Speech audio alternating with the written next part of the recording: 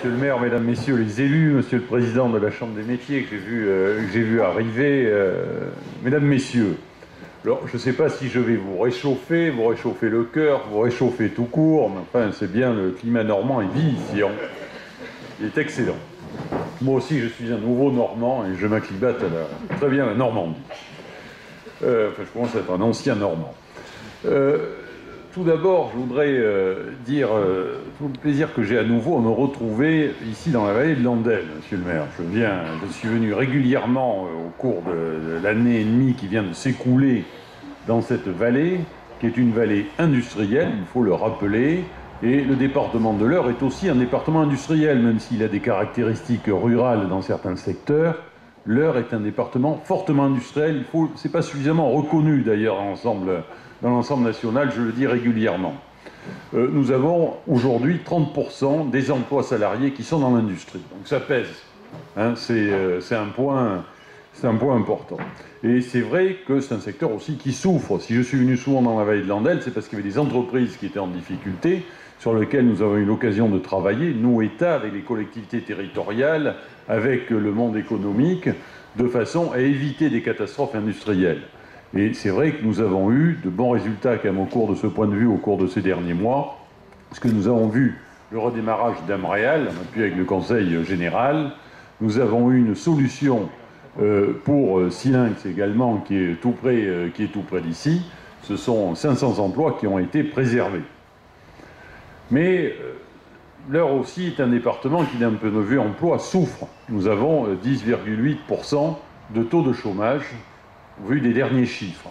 Mais c'est un paradoxe, un chômage important, mais c'est un paradoxe aussi quand je vais dans les entreprises, et je vais souvent dans toutes les entreprises, de grosses entreprises, des PME, des entreprises artisanales, le leitmotiv, c'est nous avons des difficultés à trouver de la main-d'œuvre qualifiée. C'est un constat, on le répète régulièrement. Et d'où l'intérêt de ce type de manifestation qui a eu lieu aujourd'hui, ces forums, ces bourses de l'emploi, c'est une démarche qui est essentielle. C'est une démarche qui est essentielle parce que ça permet de rapprocher sur un même lieu les jeunes, lycéens, collégiens, lycéens, les parents, les entreprises, les organismes de formation, et ça c'est absolument indispensable. C'est une approche pratique. Je crois que j'ai entendu le chiffre de 1200 jeunes qui étaient passés aujourd'hui, c'est ça, monsieur Fubur? Dites-le, affirmez-vous, je salue votre action aussi. Mais j'aurai l'occasion de le redire. Et parce que si on ne fait pas se rencontrer les jeunes à ce moment-là, c'est pas la fin de leurs études qu'ils vont avoir le déclic pour se rapprocher du monde professionnel. Et ces forums d'orientation donc permettent cette rencontre entre le monde de l'école, le monde de l'entreprise, et l'école doit aussi participer à réhabiliter l'image de l'entreprise chez les jeunes. Cela a été dit tout à l'heure, vous avez eu raison d'insister, ce n'est pas des choix par rapport à l'enseignement général que d'insister sur cette préparation au monde du travail. Et cela fait partie aussi, l'éducation nationale, le ministre l'a rappelé encore récemment, doit assumer pleinement, et je cite là Vincent Peillon, doit assumer pleinement son rôle qui n'est pas seulement de former des citoyens, mais aussi de préparer les jeunes à un emploi. Et cela se passe au travers, notamment, mais pas seulement, bien sûr, de l'organisation de ces rencontres. Et il faut avoir une approche territoriale en la matière, parce que tout ça ne se fait pas de façon désincarnée, cela se fait sur un territoire.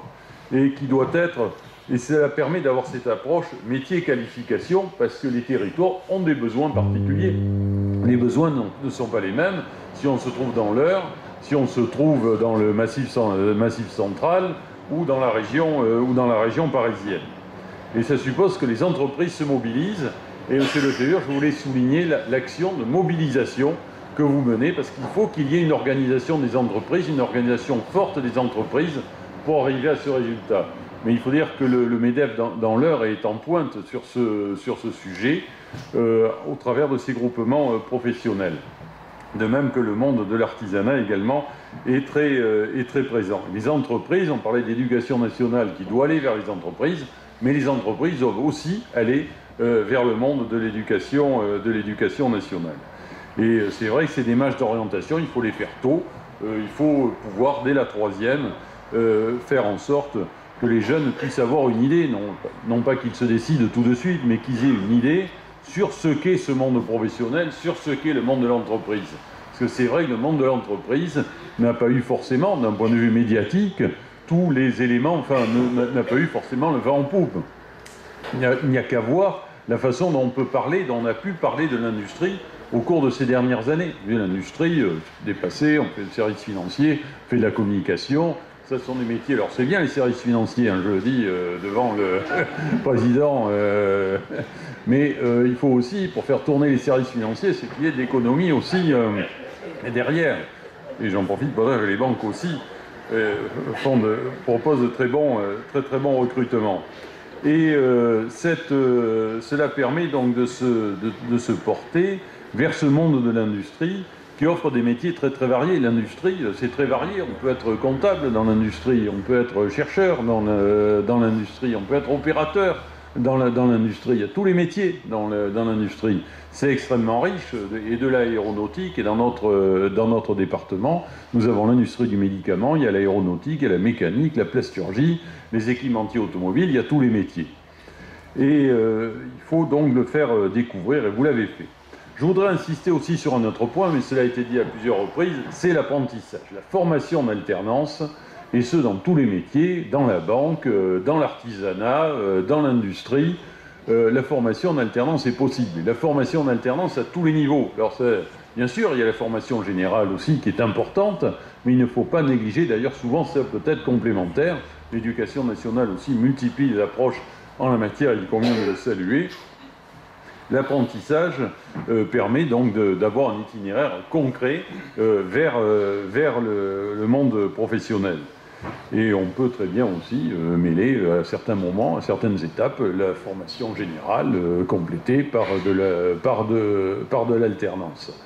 Et on l'a dit, que ce soit un bac pro, que ce soit un BTS, que ce soit une licence ou des diplômes d'ingénieurs aussi, qui sont proposés en alternance. Donc ce forum a été, je dirais, l'expression de tous ces besoins, de toutes ces approches.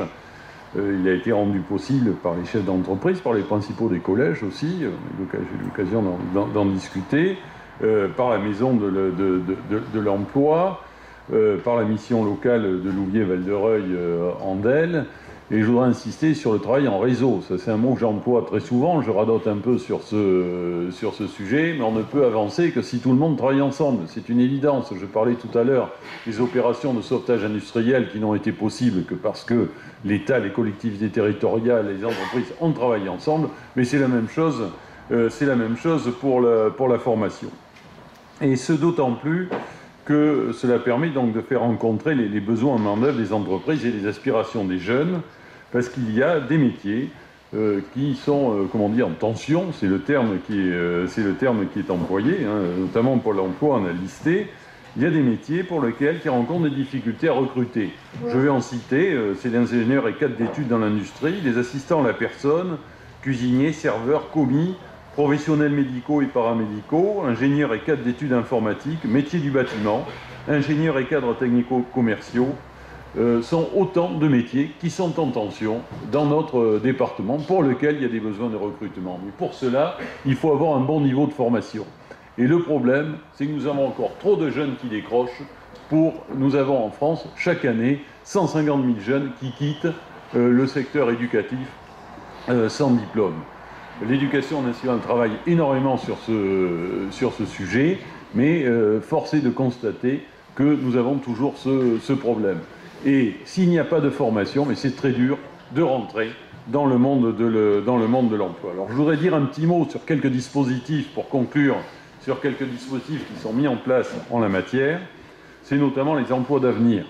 Emplois d'avenir qui sont destinés à des jeunes sans formation ou une formation très faible, ou à des jeunes qui ont une formation mais qui sont soit dans des zones urbaines sensibles, soit dans des zones de revitalisation rurale.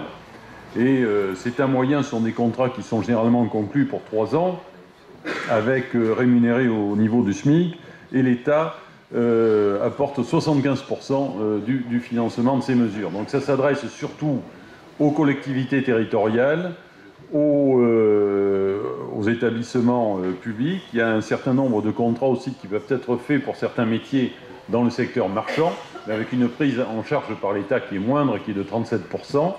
Mais c'est un moyen, on dit c'est des emplois aidés. C'est vrai, ce sont des emplois aidés, mais ça permet de mettre le pied à l'étrier des jeunes qui, sans cela, n'auraient pas d'expérience professionnelle. Les bailleurs sociaux aussi recrutent en la matière. J'ai signé un contrat avec un bailleur social récemment, et cela concernait, je cite l'exemple, une jeune fille qui avait un bac, mais qui depuis 2 ans ne trouvait aucun emploi. Donc ça va lui permettre d'améliorer sa qualification professionnelle. Et je voudrais terminer également par un autre dispositif que nous allons mettre en œuvre dans les semaines et dans les mois qui viennent, qui est le contrat de génération, et qui s'adresse aux entreprises, au secteur marchand, aux entreprises privées, puisque ce contrat de génération va unir un jeune en recherche d'emploi entre 16 et 26 ans et un senior actif de 57 ans et plus, et cela va permettre d'assurer cette transition entre le senior et le jeune. Ces contrats, l'objectif est ambitieux.